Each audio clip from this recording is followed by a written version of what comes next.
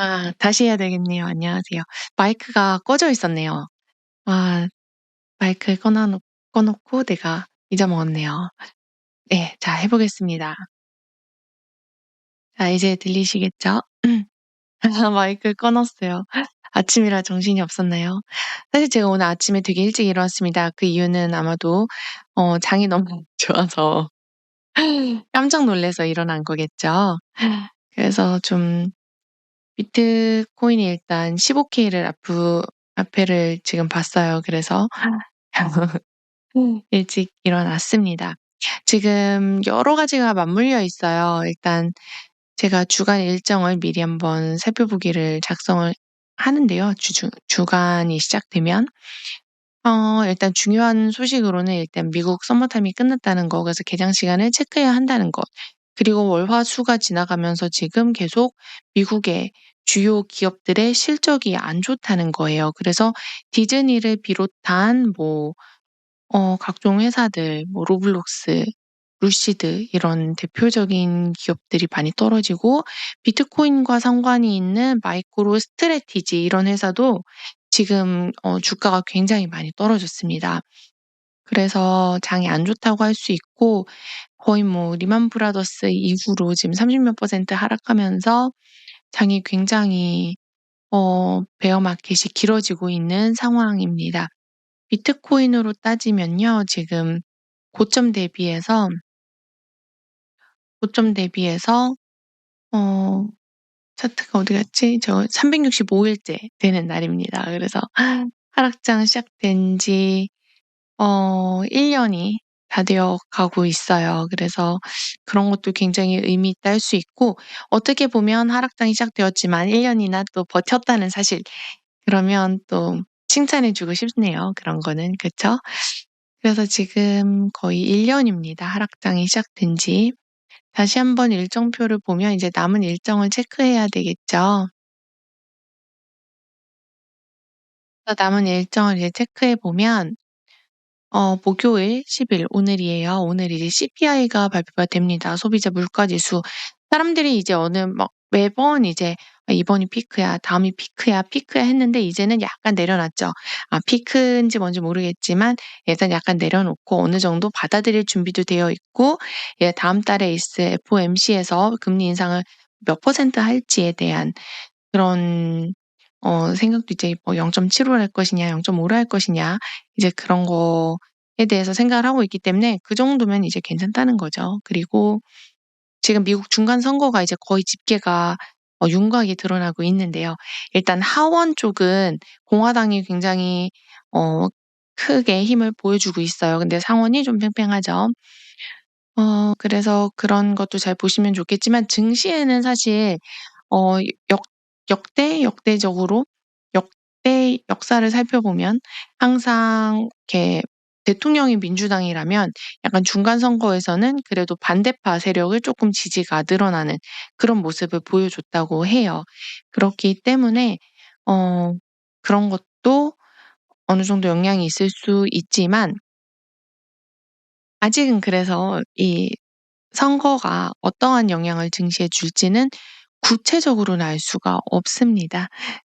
그래도 어 덕분에 정치 테마주 몇 개 같은 경우는 굉장히 많이 올랐어요. 두악 같은 경우 막 하루에 20몇 퍼센트 오르고 그랬거든요. 그래서 그런 것도 중요한 이슈였고, 한국이 이제 옵션 만기일인데 그래서 코스피가 사실 요즘 굉장히 좋은 모습을 보여줬어요.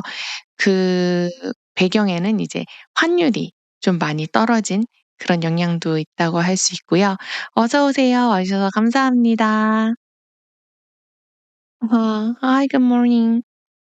외국 분이신가요? 아 혹시 저희 트레이딩 뷰를 어 연결을 하신 건가요? 그래서 그렇습니다. 그래서 그런 거 챙겨 보시면 좋고, 금요일이죠. 금요일에는 이제 미시건대의 소비자 심리 지수 발표가 있어요.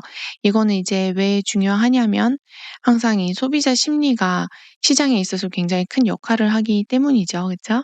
그래서 그걸로 인해서 기대 인플레이션이 얼마 정도 어떤 식으로 잡히는지에 따라서 그다음에 다음 이제 금리 인상을 몇 퍼센트 할 것인가에 대한 행보를 가늠해 볼 수 있기 때문에 중요하다고 할 수 있습니다.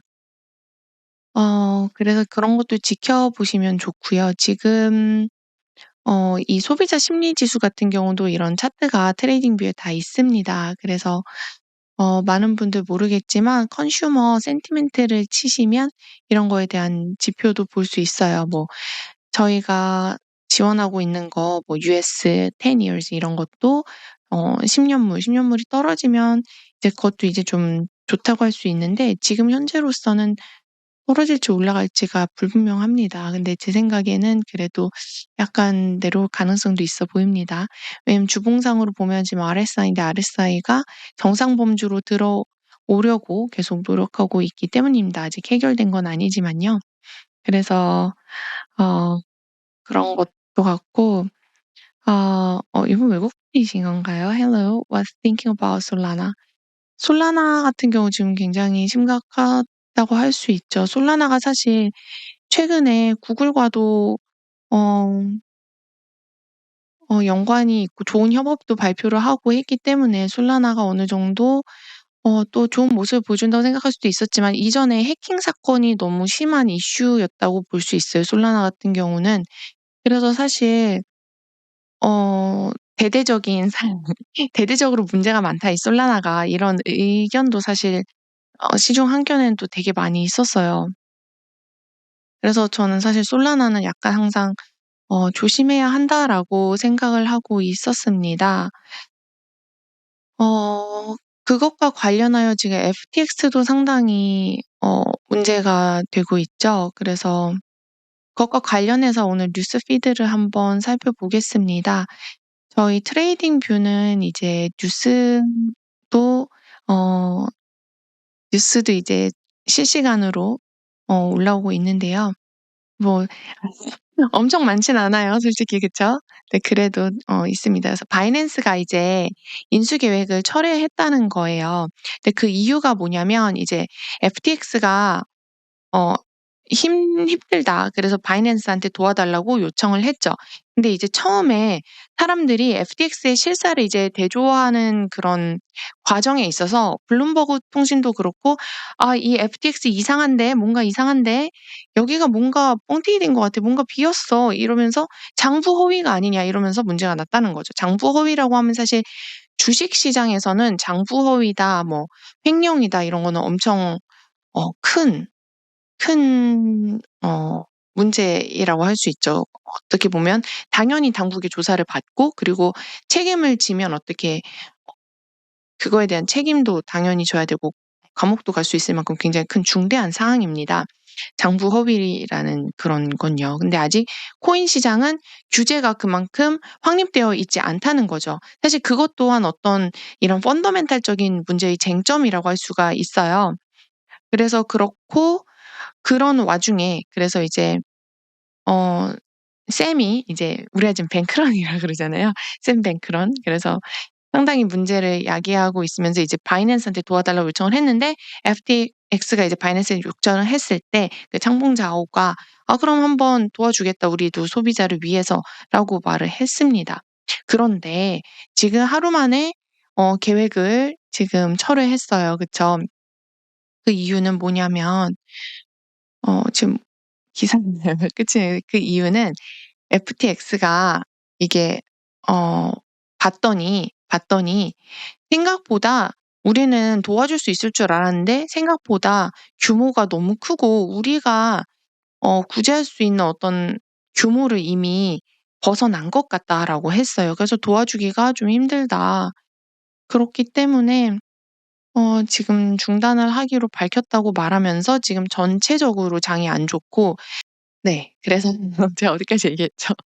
갑자기 헷갈리네요. 그래서 FTX가 이제 투자를 하기로 했는데 잘 안 됐고 사실 이러한 문제는 굉장히 크고 펀더멘탈적으로 문제가 있고 이 파산 신청이라는 것은 이분이 지금 뭐 어 그러니까 예를 들면 자산이 빵원이어서 파산을 하는 것이 아닙니다. 파산 신청이라고 하는 거는 이 거래소가 감당할 수 있는 만큼 이 투자자들한테 돌려줄 수 있을 만큼의 자금이 확보가 되지 않으면 파산 신청을 할 수 있는 거예요. 지금 샘 뱅크먼이 재산의 93% 이상을 잃었다고 밝혔어요. 그쵸. 밝혔어요. 어 근데 이분이 그래서 지금 자산이 많이 사라졌지만 그래도 웬만한 사람보다는 뭐 많습니다. 하지만 파산이라고 하는 것은 모든 사람들한테 투자한 걸 돌려줄 수 없으면 파산을 할 수 있는 거예요. 그래서 일단 마운트 곡스 사건이 또 생각이 납니다. 일본의 마운트 곡스 사건 다들 아시죠? 얼마 전에 크게 문제가 되었었는데 그 마운트 곡스 사건이 있고 어떻게 됐죠?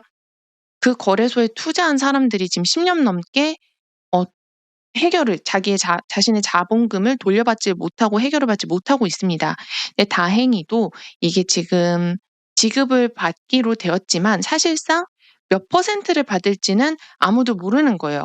그러니까 내가 자산을 받을 수 있는 게 그러니까 투자금을 회수할 수 있다는 걸 불투명한데 다행인 것은 그때 당시의 시세보다 비트코인의 시세가 굉장히 높아졌다는 거죠. 그렇기 때문에 이분들은 손실을 볼지 아니면 이익을 볼지 그런 것에 조금 더 희망을 볼지 희망적일 수도 있죠. 그래서 그런 건 좀 긍정적으로 정황상 어쩌다 보니깐 더 좋게 볼 수도 있다라는 거죠. 근데 그거는 어쨌든 후의 일이고 그 사건이 발생했던 당시엔 굉장히 큰 문제라고 하는 거예요. 지금 이게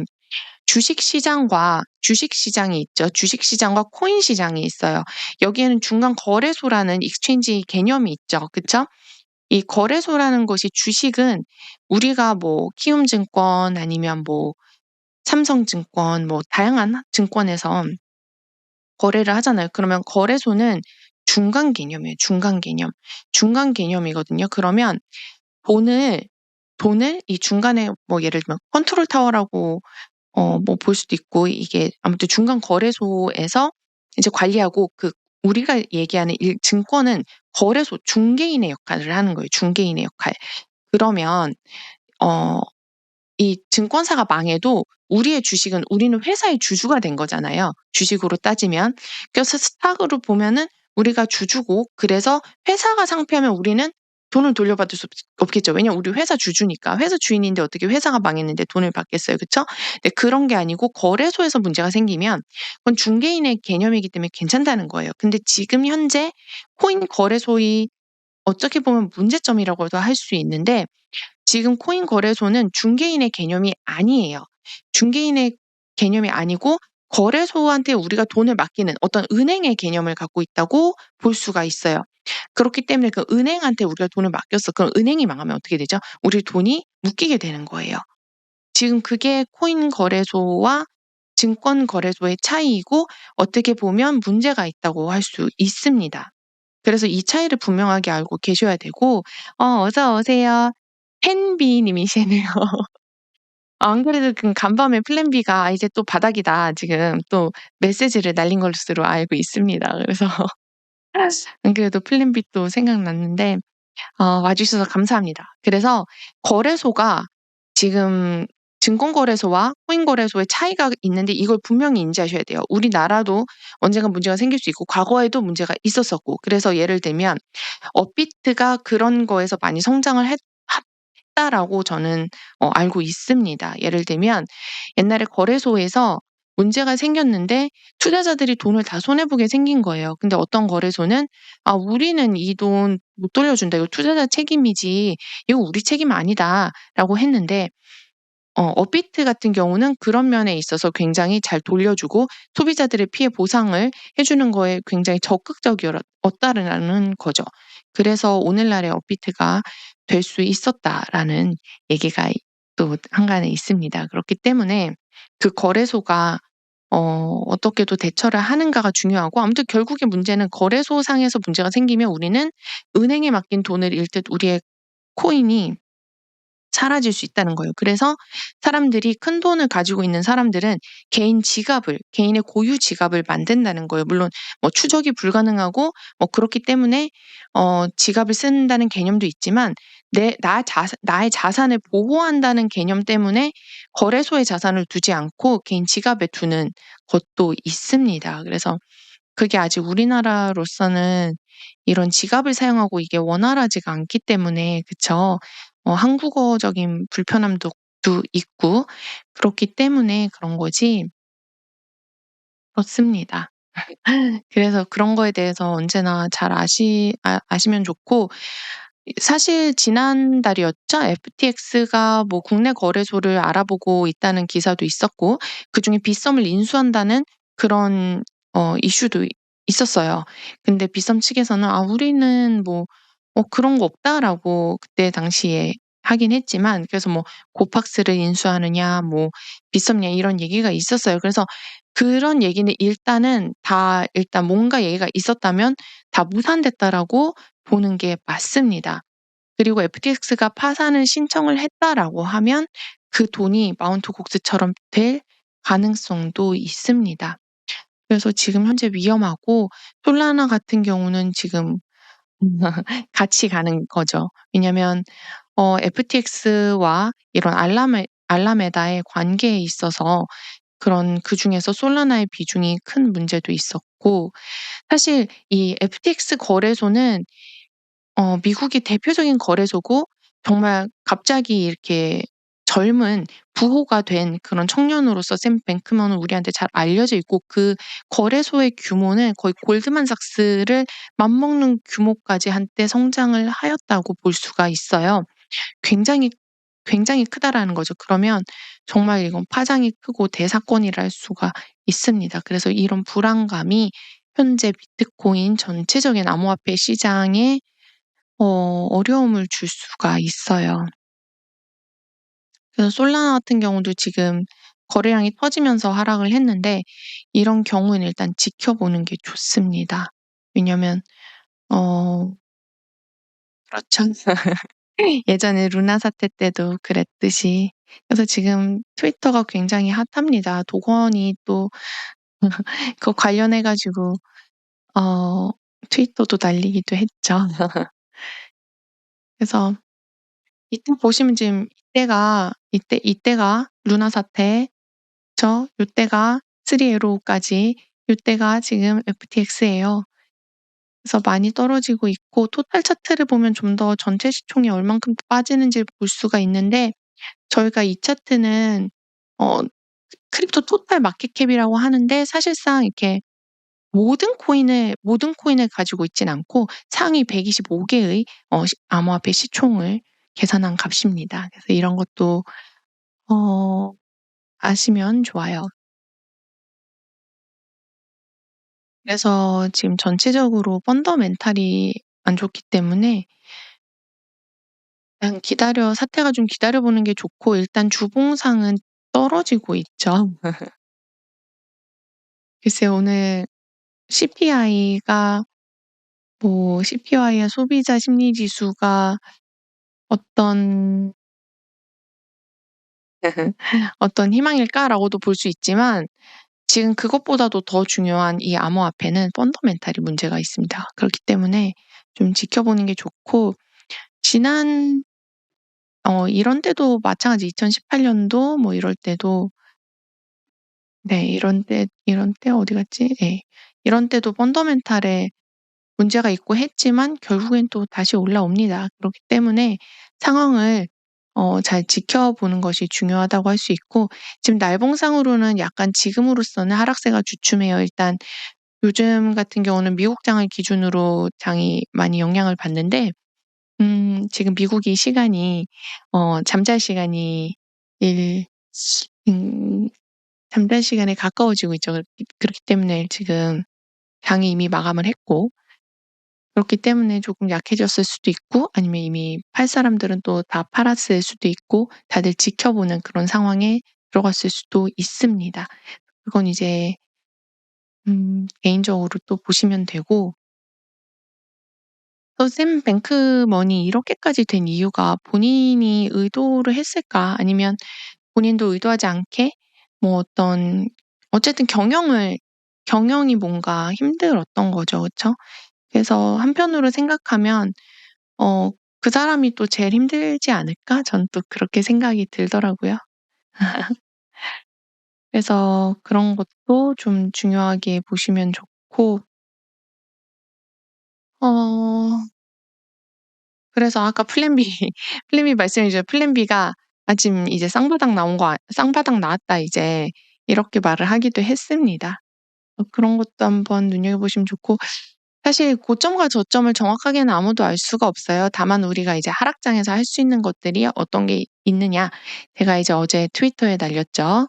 어 어떤 걸 날렸냐면 어떤 걸 올렸냐면 이제 "트레이딩 수가 많다 그래서 이익이 많은 것은 아니다."라는 거를 올렸어요. 그래서 모두 그런 것을 잘 생각해 보고 물론 만약에 내가 이런 숏자리 같은 걸 못 먹었으면 당연히 포모가 올 수도 있겠죠. '아 나 못 먹었는데.' 근데 이럴 때 이제 섣불리 들어가면 어 선물 포지션에서 이익을 얻기 힘들 수도 있습니다 언제든. 지금 지지저항선이기 때문에 이런 놓친 거에 대해서는 그냥 과감하게 잊고 버리시는 게 좋다고 생각을 합니다.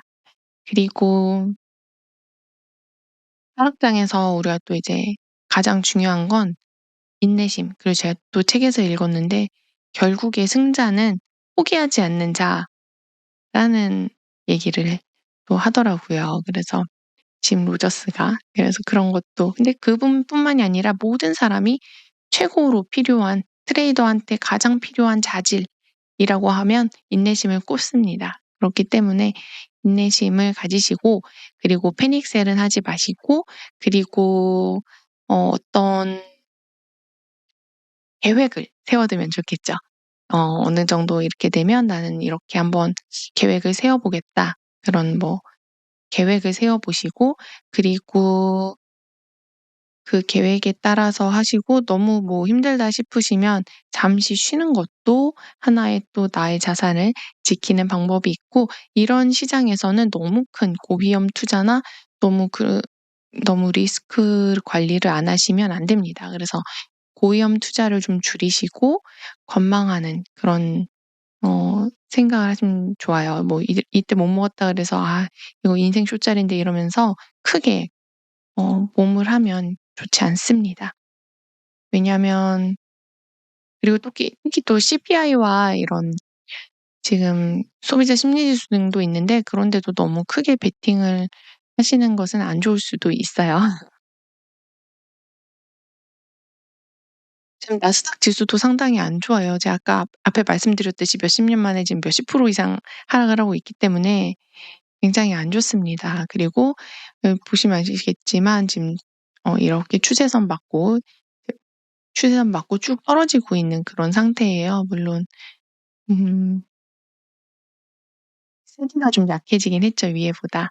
항상 이렇게 추세가 있으면 강한 하락 추세가 있었으면 그 추세가 점점점점 약해져요. 그러면 '아 이제 매수와 매도 더 이상 팔 사람도 없고 살 사람도 없고 뭐 그런 시기가 오고 그러면 바닥을 다지고 또 이렇게 될 수도 그러면 또다시 힘을 받을 수도 있는 겁니다.' 네. 현물 패닉셀 하지 마세요. 그래서 물론 제가 이렇게 말해도 또 떨어질 수도 있겠지만 지금 간밤에 굉장히 많이 솔라나 거의 40% 떨어지지 않았어요. 그쵸? 솔라나랑 세럼이랑 이런 친구들이 거의 40%가 떨어졌어요. 얘네들의 펀더멘탈과 상관없이 근데 모르죠. 또 이들도 원래부터 문제가 많았다고 얘기가 돌던 솔라나이기 때문에. 근데 그래도 또 구글이랑 협업하고 해서 괜찮게 생각했는데 또 이렇게 많이 떨어지고 대단한 것 같습니다. 지금 하락폭이. FTX도 엄청 많이 떨어졌어요. 그렇기 때문에 오늘날에 이 사태가 난 거죠. 파산 신청을 하게 된 거죠. 그리 이제 천연가스나 이런 원자재 쪽으로는 상당히 좋은 것 같아요. 그쵸. 원자재 쪽으로 지금 전체적으로 좀 강한 모습 보여주는 것 같습니다. 그래서 아이고 그래서 제가 오늘 준비한 건 여기까지입니다. 오늘 어떠셨나요? 혹시 질문 있으시면 해 주시고 장이 안 좋지만 그래도 다들 힘을 내서 잘 이겨 나갔으면 좋겠습니다. 혹시 질문 있으시면 해 주시고 없으시면 오늘 방송은 여기까지로 하겠습니다. 오늘 시청해 주셔서 모두 감사드리고 장이 안 좋지만 모두 그래도 힘내서 좋은 하루 행복한 하루 보내시길 바랍니다. 오늘이 이제 고비인 것 같네요. 모두 모두 힘내시다 방송 시청해 주셔서 감사합니다.